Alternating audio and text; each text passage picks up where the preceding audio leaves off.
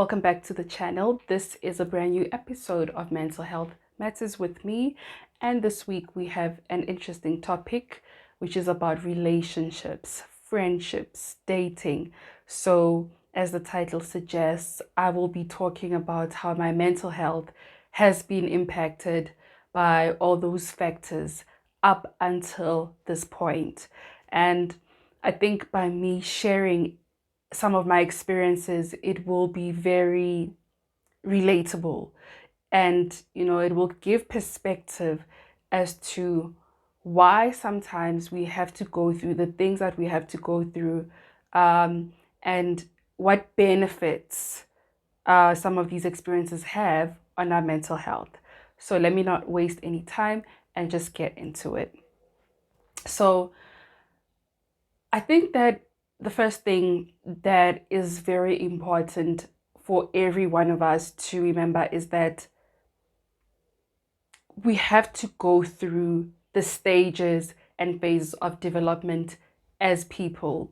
You become a child, you become a teenager, you become a young adult, and then you get into adulting and so on. Those phases and stages are very important, and a lot of us don't really want to acknowledge that. Why? Because we are under a lot of pressure. I mean, if you look at 20 to 30-year-olds, even 30 to 40-year-olds, really, in this period of time in the world, they have more success. They can make more money compared to that generation literally 10 years ago or 20 years ago. Right now, we are under a lot of pressure. We want more money. We want to build. We want the wealth. We want this and this. And the pressure and the standards are high. It's no longer the same. So that's something that we need to acknowledge. And I think that in the midst of that all, we lose ourselves. And you're thinking, oh, at the age of 21 or 25, I need to have a home. I need to have a husband. I need to have a wife. But that's not the case. Really, that's not the case. You are still trying to figure yourself out. If you really think about it, at that point, you're still trying to figure yourself out. You're still trying to figure this thing out called life. And unfortunately, for some of us, because of the experiences that we've been through, trauma being one, you are forced to grow up very quickly. You are forced to be independent very quickly. And when I'm talking about independence, I'm not talking about the independence that is being sold these days. I'm talking about having to fend for yourself, having to feed yourself, clothe yourself, having to figure out what are you going to do and how. So those kinds of situations can sometimes force a lot of people to grow up very quickly, and you find yourself having to have a home or have a family, start a family very soon, because you feel like that will give you a sense of stability and it will help you grow. So keep in mind, that is my disclaimer, the fact that different circumstances for different people will lead to different experiences. Anyway, when I take a look back at all my friendships, relationships, I wouldn't really say relationships as such, because I don't think at that point, especially in my early 20s, I went through a relationship as such. But let's just say through dating. I think at that point, I was not aware of a lot of things. I didn't have the awareness that I have now compared to now. At that point, I definitely did not know myself. I didn't know what the hell was going on, compared to now. I was not self-aware. I was not self-confident, but I was assertive. I was not self-confident, but I was assertive. So I stood my ground. You know, I saw nothing wrong with being myself from a very young age. And even at that point in time, while dating, while figuring things out, I think I was very assertive. Uh, I really stood stood firm. This is who I am. You either take it or you leave it. But I did not have much confidence for sure.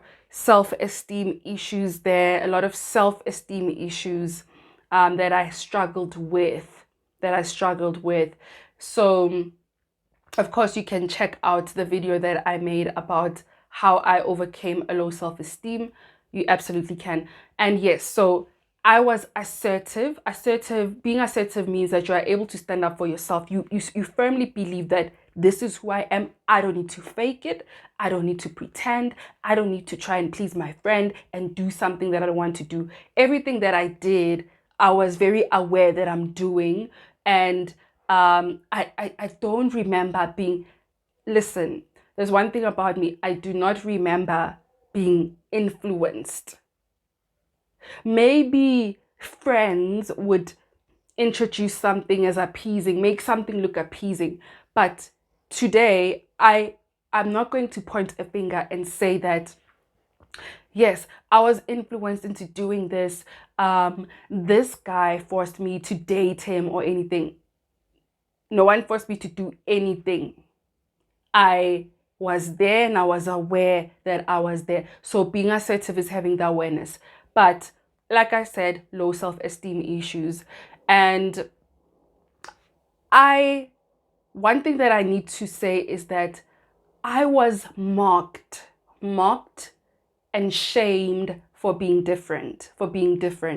I think at that time, I can't really remember the trends in my early 20s. I don't remember the trends as such, but um, I think I did not represent the typical, I don't know, girly type, whatever that was going on. Or maybe I was not the ideal girl that these guys would want to date at that time.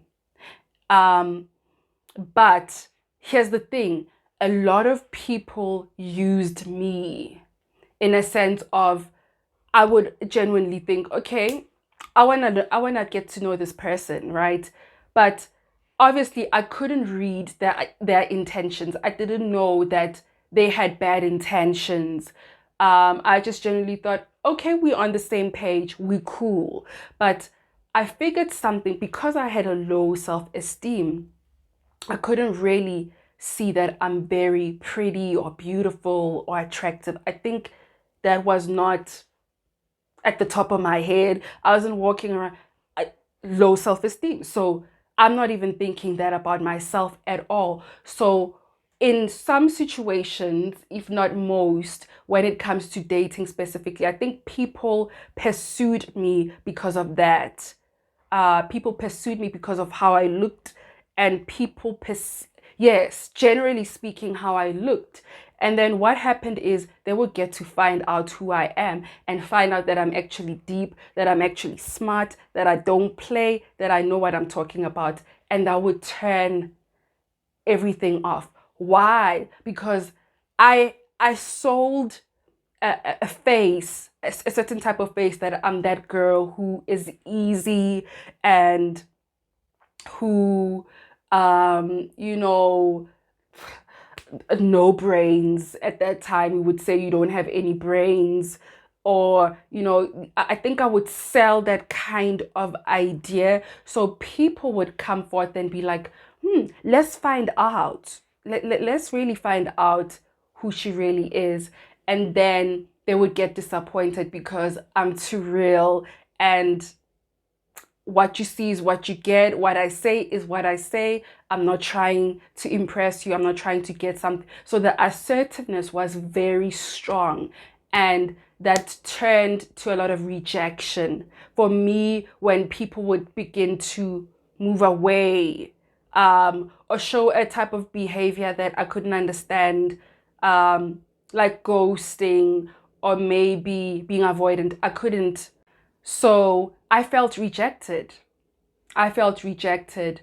And when it comes to friendships specifically, one thing that I realized, actually, this goes back to what I'm doing now. I realized that I'm a person who is very gifted with um, not solving other people's problems. I don't believe in that. I believe that you can solve your own problems. But I think I was quite good at that point with giving advice or just showing you a different perspective of how you can go about things.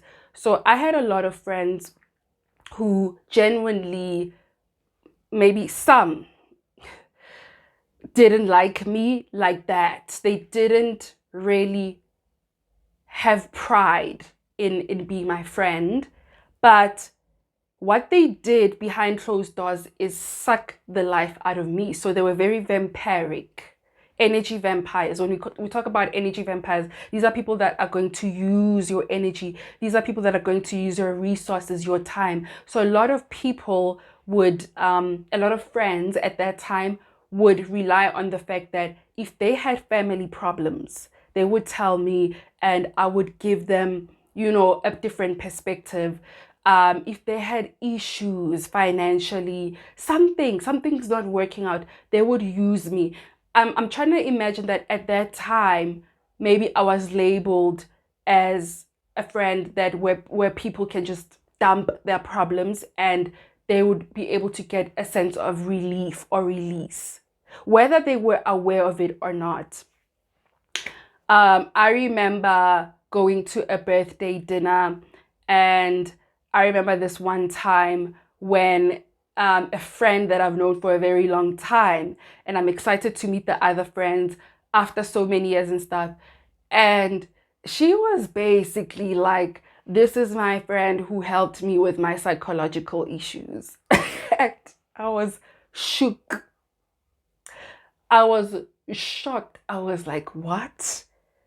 It was her birthday, keep that in mind. And she was like, yes, this is a friend that I've been talking about.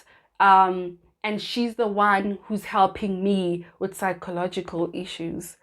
And let me tell you something, I was done. I was done. So a lot of the friends that I lost is me realizing how I've been used, people taking me for granted, people using me for something, people just using me for something. And I would just decide to cut the cord.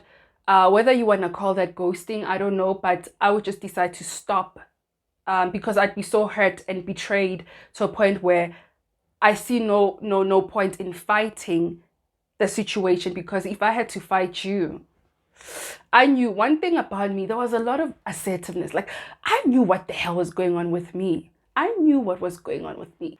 I just had a clue. So I knew if I had to fight you, girl, it's going down. Okay. If I had to fight you, then it's not going to be good. So what I would just do is get rid of you. Block you, block your contacts, block everything, get rid of everything. I don't know you. Like, I literally wake up the next day and I don't know you. I literally wake up the next day. If you are into astrology, I'm a Sagittarius. And one thing about Sagittarians is that once we are done, you can do it all. You can try and do it all. You can give me $1 million, a million rands. Once I'm done, I am done. And tomorrow is a new day. Tomorrow it's a new day. I'm done. I'm not there. And I've realized over the years that a lot of people would feel resentful or whatever. And I'm just like, listen, I'm over it. The minute you showed me your true colors, I decided that that was it. Same thing with the dating space. The minute I saw what is going on with you, that was it. That was it.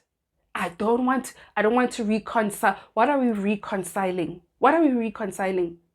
Why am I talking to you? To show you that what you did was not right. And then what happens? Because you finally showed me. The thing is, I was in the light, and I was in the dark, right? So I'm being enlightened about what is going on. So I need to take that information and leave. And that's exactly what happened. So I think that my mental health, if we analyze everything and every example that I just made, it's safe to say that my mental health was affected in a sense that I already had a low self-esteem. So I couldn't even understand jealousy. There was a time, a very long time, where I couldn't understand what does it mean when someone is jealous or a friend is jealous. I couldn't get it because I thought I need to be the perfect friend. I would give, and open up myself to a friend, to a person, be invested, so invested. But I couldn't see, I was blinded from seeing the toxicity of people. I was blinded from seeing how people might want to try and shortchange me or make me a fool or something for a very long time. For a very, very long time. And, there was a point in my life where I decided that, okay, I need to sit down and do a cleanup. And I did a complete cleanup. And I was like, I don't need this. I don't need this person. I don't need that. I don't need that. Bye. I sat with myself and figured out and analyzed everything. One thing about me, I will analyze everything. I I will analyze everything.